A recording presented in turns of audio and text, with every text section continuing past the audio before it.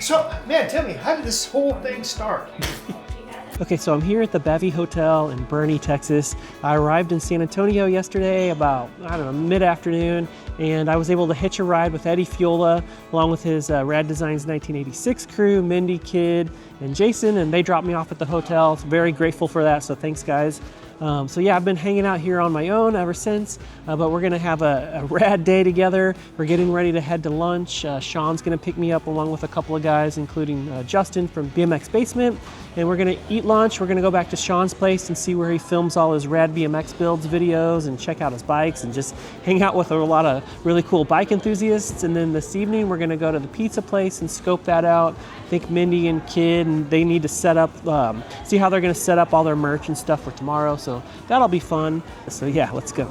Oh, gee, holy crap. This looks really good. It looks like a showroom. It is a showroom. It looks like a bike shop. It is a bike shop. It looks like an assembly area that he's gonna build some stuff.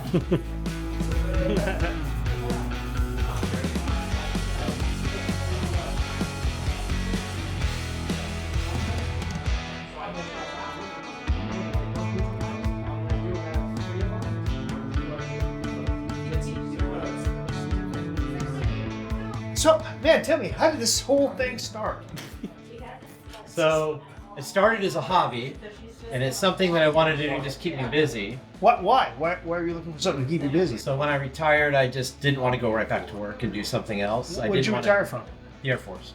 Thank you for your service. Appreciate it. That's what I was getting. Yeah, I got you. Yeah, thank you very much. So 27 years, 7 months. Thank you, man. That's And important. a few months before that, I did it as a hobby, and then I had a personal Instagram page like everybody else, Sean Nichols or whatever it was, and I posted the bike on there. And I started using hashtags back then. They're really not so big now, but I was putting like hashtag BMX, and somebody found it through that, and the guy said, "I want to buy that bike." I go, "That's my bike. I just built this." Yeah. Not only that, he wants to buy my wife's bike, and I was like, "I just built that for her. Like, I want to give up our bikes." And then he kept bothering me about it. And then he said, "I'll give you this much money for him." And I thought, that's a stupid amount of money for a BMX bike. Hey, babe, your bike's gone. And I said, "I'll do that. How do you want to get it?" He goes, "Well, I'm in Beverly Hills." I said, "Well, I'm in Phoenix. I'll drive it to you for that much." So I threw him in the car and drove to Southern California and gave him the bikes, and he gave me the money. I said, "I can't believe I just made this much money on bikes." I took that and went and bought more bikes. And then I just rinse and repeated that over and over. My wife goes, "This is a business. You're buying bikes, building bikes, selling bikes, using the money to do more and more and more."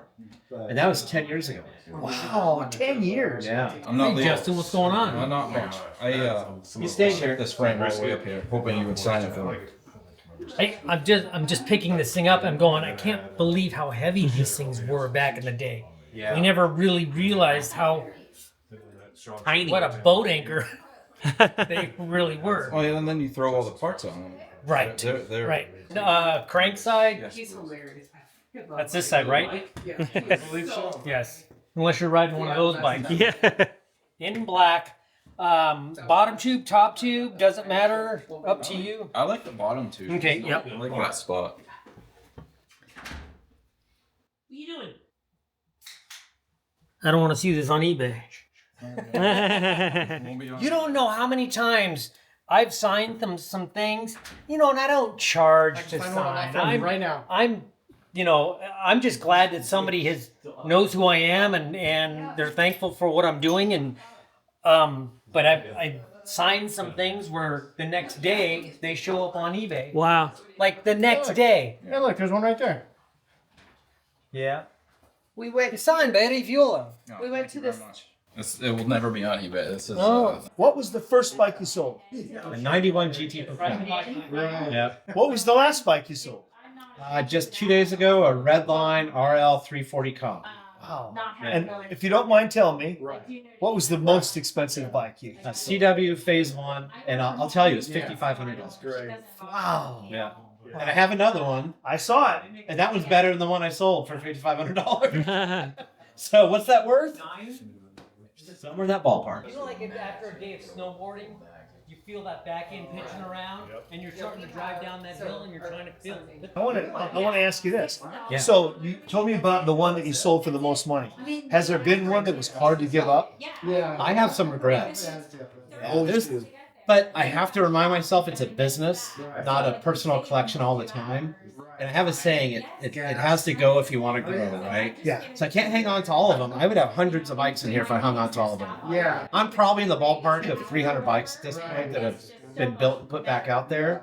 And for me, my company's motto is building memories. So I like to find a bike that was forgotten about, maybe just a frame and fork set, pull it out, redo it, build it into some beautiful bike that looks like a brand new bike from the 80s, and then sell it to somebody that now has it in their man cave or just likes to look at it. We're not all really riding 20-inch bikes anymore.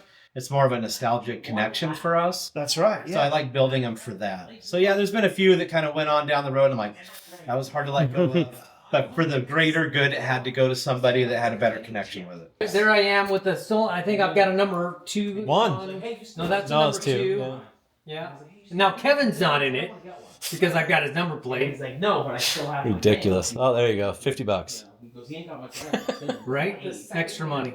So. And now I have a number 1 on. Yep. That upside down. Yeah. That's what I did that for. Look, and I think I cheat. I think I bunny hop this little corner thing and it come in sideways. Buried in there. There I am. So sad. Look at all my sponsors. This is after 2.5 hours cleaning her. You know, that's probably the most under-reproduced Eddie Fiola bike out there is the one you rode in this. In the races. Yes. Everyone makes the yellow one or the yellow with blue or white Skyway one. Nobody builds that bike Yeah. with the discs. Or look at the dog. I should build that bike. A rear window wiper. Yeah. Just do this. That would be so cool. Take this one for me. So no, That's the new merch line for Rad Designs 1986 is the window wavers.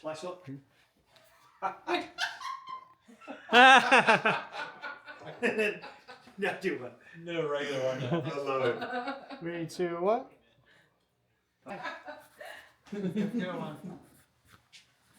The actor is not showing up. Did you get my kids? Yeah, his stack, yeah. Yeah, they're just going to the hotel.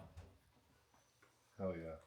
You're just like, I need that so bad. I Thumbnail. bought a bike just because that great parts. The bike was terrible.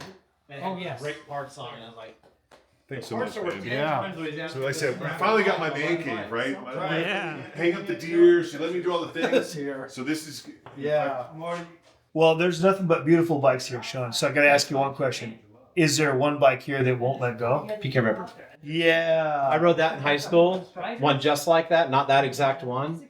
I built that as a better version of the one I had in high school. But my high school one had bullseye hubs, Arreo wheels. It had some great parts on it, but I broke it. I cracked it. So it had a re-weld on it, and it was kind of beat up.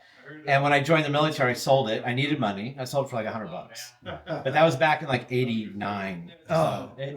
I was like, I made a little bit of money, and off I went. So when I got back into this, I was always looking for a PK Ripper that I could build back up. And it took years to actually find one that I liked. And then I came across that one. It's an '83. It's got newer forks. I got duped on the forks. Someone took Bondo and filled it in, made it look like the original baloney cut smooth. So that's, you know. Nobody knows. Nobody would know that if we edit that out. Yeah, that's fine. I mean, I took it to my powder coater because the paint kept chipping, and he called me up and said, you need to come in here and take a look at this. This is all Bondo. I was like, well, sometimes you get got. You know, and it is what it is. So finding a set of old school landing gear forks is next to impossible. But one day, if anyone's watching, comes across a pair, I'd really like them donated to me. I'll take it. I'm wondering what's on the 88 that I have. You'd be real curious because I found out that's not a very uncommon thing. Yeah. Hey, But you have an 88, huh? I try a magnet. I try a magnet on that thing first. There you go. So you definitely learn as you go. You know, you learn a lot about bikes, a lot about people, and you learn a lot about like what people like, what you like, balance of color. Like I've spent a whole lot of time focusing on like a good looking bike, but like a good balanced looking bike. It's not a bunch of hodgepodgey parts. And some people built bikes like that back in the day. There's nothing wrong with that. It's just not my style. It's exactly right. You know, it's funny that when you see bikes, for myself, when I see a bike, it may be a show winner, but I picked that thing apart like, oh man, why would you have a red brake cable or why this? Yes. It should look a certain way. Right. They always look right to me. One of my favorites in here is actually the 89 Yep, Pro exactly. Series. And that's a newer bike for me. I just built that a month ago. But the balance on that really just hits for You me. got the right amount of black and the right amount of yellow. Yeah. It just, when I built that, I was like, oh, see, that might be a keeper for a while. I don't want to flip that automatically, And I put 48s on it. There's just some differences, but when it's out in the sun, it's just so good. So that's going to be a hard one for me to let go. And then as soon as I built it, I got on eBay and found an 89 Mach 1 that was almost the way that one looks. But it had skyways and a few other things on it, so I had those wheels built. But I said, man, now I have twins. I got to rinse and repeat that because I had the Mach 1 already. And I said, I need to find a Pro Series. It's hard to find an 87 Pro Series. They're next to impossible. I found that one in chrome, and it looked like he pulled it out of the dirt. Sold it with all the dirt. Showed up to my house full of dirt. I clean it, and the bottom bracket had a crack. Oh. And I was like, I got again, right? But I have a guy that's really good at metal work. I sent it off to him. He repaired the bike, powder coated it, and fixed the dropouts, everything on it, and the bike now looks pristine. So now I have that added up there as the number 2 to the Mach 1. So yeah, that's kind of the top row for me right now. It changes every now and then. How'd you get the display? So I had to fly to Tulsa, rent a van, throw it all in the van, and drive back from Tulsa.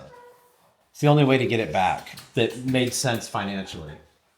So it is an expensive trip to Tulsa to bring the bike back. When I picked the bike up, all the decals were really faded and peeling off, so I just stripped it, and I'm having more made for it. So all the decals had to come off the bike. So that was kind of a bummer. So that's pretty much all I'm probably going to get for the display is all of that. Because everything else was on that raised stage. This is. Yeah. And I don't want to build that, honestly. I'm glad you got what you did though, because it was such a cool display. Me too. And I'm going to put jeans on Radical Rick over there because of the tight union pants. Are just arms extra long, or is that normal? What's that? Is his arms extra long, or is that? Oh no, they're just pool noodles. They're definitely extra long. Okay. They are pool noodles. I found that mannequin in Costa Mesa leaning against a dumpster. It has no arms or head. So I get like, It's just like everything else you find in Costa Mesa. leaning against a dumpster. Yeah. And I rode by and go, well, that's mine now. And I threw it in the car and got home and Lysol wiped it down. And So have you ridden any of these and crashed? not crashed. That'd be my biggest. Not crashed. My biggest fear would be crashing on it. Yeah, I took the Mach 1 downtown San Antonio, did a 9-mile ride on it a couple weeks ago, and I came close, but I didn't crash. I'm just, it's when ego outweighs talent. But I kept it upright. But Speaking of crashing, I mean, there's. yeah, Oh, sorry. Sorry. Here. Let me see. I'm not paying you $50 for that. Oh, my third dramatic exit. Yeah. Dramatic exit. That's nice. Okay, so we spent about 3.5 hours hanging out in Sean's garage, and honestly, it was an afternoon that I'll never forget. Talking BMX, geeking out over bikes, and just soaking in the passion everyone brought to the table. It was so much fun. I also want to give a huge thanks to Sean for inviting me down and coordinating such an incredible day for everyone. What a rad host he was. Around 5 p.m. we headed over to Darkside Brick Oven Pizza, and the plan was to grab dinner and then go over logistics for the next day to make sure everyone was on the same page. I'm not going to show much of the pizza place just yet because the next video will dive into the full event and all the action there. But I do want to share a super cool moment. Sheepdog brought out an incredible photo album that he put together back in 1985, and it's filled with behind-the-scenes memories from the Rad movie set. And seeing those photos and hearing his stories was just so cool, and I think you'll love this sneak peek before tomorrow's event. So, what year did you put all this together? Like way back when, or is this? After I did, after I did the movie. Sometimes after March 21st. And just So these are all from the movie? I haven't seen it from. Wow. It's all from the set and during our filming, and You should slip in a couple of old nudes in there so when people are flipping through, like, oh, so Wow. sorry. but So how long were you on set, like for filming the race? 2.5 weeks. 2.5 weeks. Technically 2 weeks because I got $100 for each week I was there. So $200, and then when I doubled the twin, when Bart takes out the twin, That's me. That's okay. I didn't know that. And then I got $100 for that. Awesome. I got $300. I No guess residual. that was probably $1,000 now or something like in today's money. Yeah. I know, right? Amazing. And in Canadian money too. And Canadian. Wow. But what a privilege to get to look through that. No kidding, man. Yeah. Like for us kids, like the Gen Xers, this is like historical. Look at this. I can bet you have water. Oh yeah. I did have a water. Yes. Thank you. Holy shit, it was cold. I bet. Yeah. Look at this one. Dude. And that was there on the set? No, this was is in just- Austin. Okay. Yeah, 2 axis. That's crazy. Samuel, Adam. I don't remember. Rad BMX Hopefully, events like this help you like. Yeah. We wrapped up day one with a couple of hours visiting at the pizza place, and then we stopped at one of Sean's friends' houses for another incredible experience. It's a bit off topic, so I'll skip it, but trust me, it was a great time. And then from there, we headed back to the hotel lobby for drinks, which went late into the night. I could go on and on about how much fun we had, but you know what they say, what happens in Bernie stays in Bernie. So I'll just leave you with this. Hollywood left me with a breadcrumb trail to make sure that I could find my way back to my room. Day one was amazing, but trust me, day two is where things really kick into high gear. The event at Darkside Brick Oven Pizza with the stars of Rad and so much more. It's gonna be epic. Make sure you're subscribed so you don't miss the next video, and I'll see you soon.